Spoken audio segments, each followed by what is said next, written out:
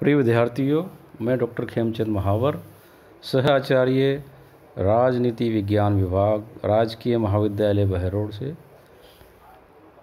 आज हम BA द्वितीय वर्ष भारतीय राजनीतिक व्यवस्था जो आपका प्रश्न पत्र है उसके अंतर्गत चलने वाले भारतीय राष्ट्रीय आंदोलन, जिसका पिछले अध्याय में हमने अध्ययन किया था कि भारतीय राष्ट्रीय कांग्रेस की स्थापना कैसे हुई, वो जो उदारवादी चरण था भारतीय राष्ट्रीय आंदोलन का 1885 से 1904, उसका अगला पड़ाव, अगला भाग हम इसमें करेंगे।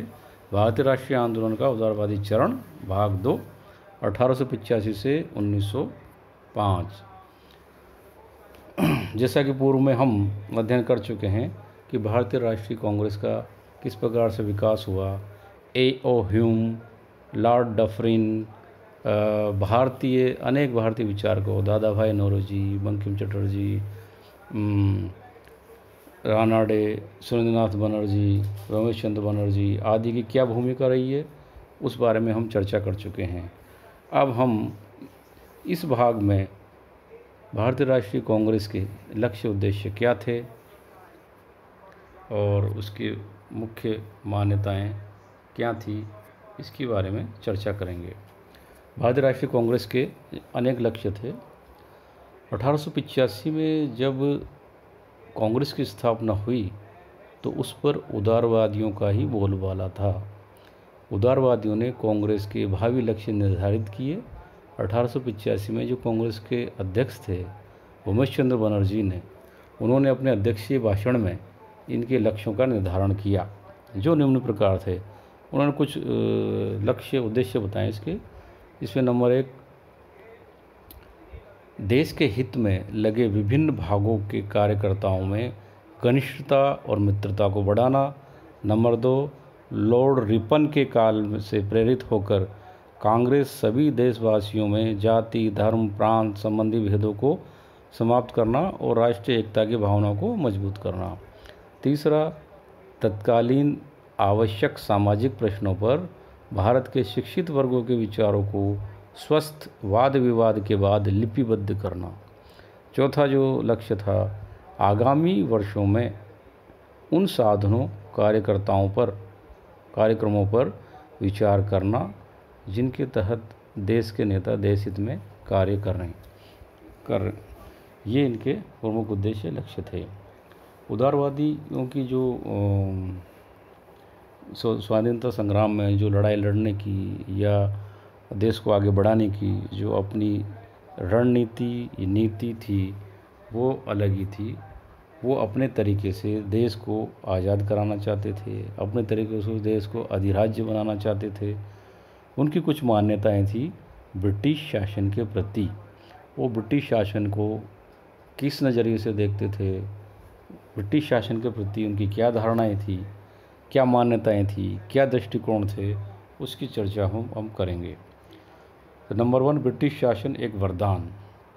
ब्रिटिश शासन एक वरदान है। ये बात उदारवादियों की अनेक बातों से सिद्ध होती है। सुरेंद्रनाथ बनर्जी ने ब्रिटिश शासन को पथ प्रदर्शक के रूप में देखा। वहीं सरदार दयाल सिंह मजीठिया ने ब्रिटिश शासक को कीर्ति का कलश कहा। इसके कुछ कारण भी उन्होंने गिनाए, जैसे उदारवादियों का मानना है कि अंग्रेज़ों ने देश को एकजुट करके यहाँ फैली अशांति को दूर कर दिया। इसका अर्थ था कि उससे पूर्व यहाँ अराजकता थी या शांति नहीं थी।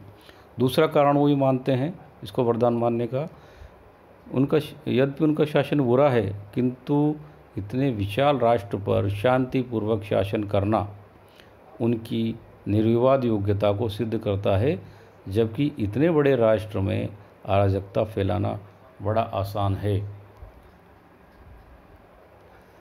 अगला कारण गोपाल कृष्ण गोखले के शब्दों में कहें तो परमेश्वर उनके द्वारा भारतीयों को स्वशासन की शिक्षा देना चाहता है। तो ये सारे कारण थे कि उदारवादी जो है ब्रिटिश शासन के प्रति सकारात्मक रवैया रखते हैं। दूसरा कारण, ब्रिटिश शासन की न्यायप्रियता में विश्वास। उदारवादियों का मानना था कि भारत की राजनीतिक व्यवस्था, शासन व्यवस्था, स्थानीय व्यवस्था या संस्थाएं तथा न्याय व्यवस्था ब्रिटिश शासन की ही देन है।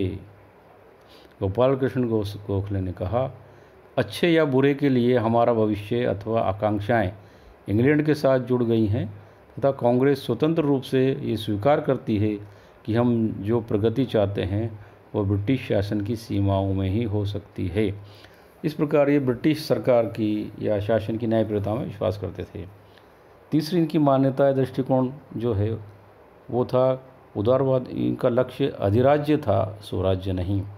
उदारवादियों का मानना था कि भारत को अधिराज्य की प्राप्ति उसी प्रकार से हो सकती है जैसे कनाडा और ऑस्ट्रेलिया को प्राप्त है। 1907 में इलाहाबाद में गोखले ने कहा कि हम देश के चहुमुखी विकास के पक्षधर हैं और सभी विकास ब्रिटिश शासन के अंतर्गत ही हो सकता है, स्वतंत्र रूप से नहीं हो सकता। चौथी जो मान्यता है उदारवादियों की, वो संवैधानिक उपायों के औचित्य में विश्वास। उदारवादी कभी भी उग्र साधनों का, हिंसक साधनों का, गोला बारूद, बंदूक, तोप, गोले, इन सब में विश्वास नहीं करते। वो उनका मानना है कि यदि अंग्रेज़ों से मांगे मनवानी है तो उसका एक निश्चित तरीका होना चाहिए। वो आवेदन पत्र, अनुनय पत्र, प्रदर्शन, प्रतिनिधिमंडल आदि के माध्यम से शांतिपूर्वक आंदोलन करके या प्रदर्शन करके अपनी मांगे मनवाना चाहते हैं। पांचवी मान्यता उदारवादियों की, राजनीति का आध्यात्मिकरण। गोपाल कृष्ण गोखले जो कि एक उदारवादी, प्रमुख उदारवादी है, वो अंग्रेज़ों से अनुनय विनय के माध्यम से, अहिंसात्मक साधनों के माध्यम से स्वराज्य प्राप्त करने की बात करते हैं। उसी लीक पर चलते हुए गांधी जी ने भी सादे साधनों की पवित्रता पर बल दिया और स्वाधीनता आंदोलन को पूर्णतया अहिंसक बनाए रखा, अर्थात राजनीति का आध्यात्मिकरण किया, राजनीति का हिंसात्मीकरण नहीं किया।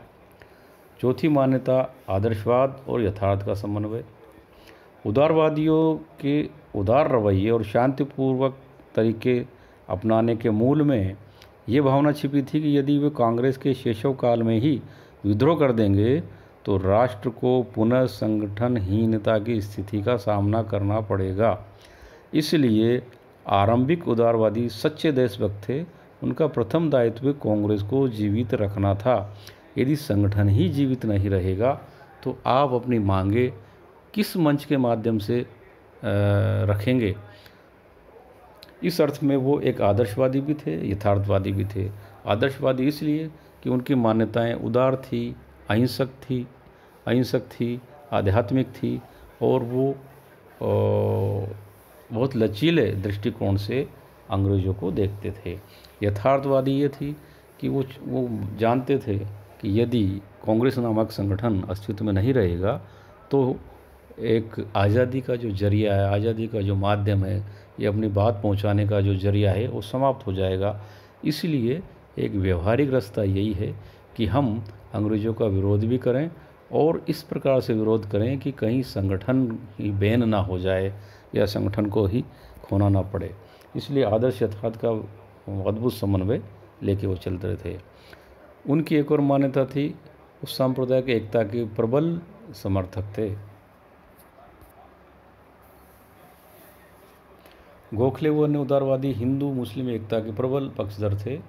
देश का विकास इनके समन्वय व एकता पर निर्भर है, ऐसा इन सभी नेताओं का मानना था।